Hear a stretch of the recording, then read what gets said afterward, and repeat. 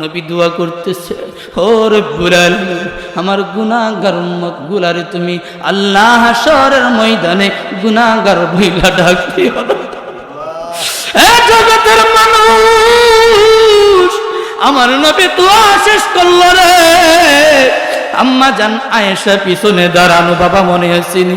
আমার নবীজি পিছন দিকে তাকাইয়া দেখে আম্মা জান আয়েশা ডাক দিয়ে কই, আয়েশা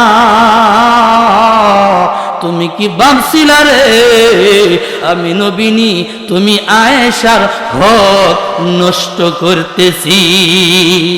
আম্মা জান আয়েশা সিদ্দিকা ডাক দিয়া কই, ইয়া রাসূলুল্লাহ, ইয়া হাবিবাল্লাহ, নবী গো, আমি আয়েশা কখনো ভাবি নাই আপনি আমার হক নষ্ট করবেন, কিন্তু নবী গো আপনার ঘরের মধ্যে না পাইয়া আমি আয়েশার ভিতরে বড় টেনশন শুরু হয়ে গেছে।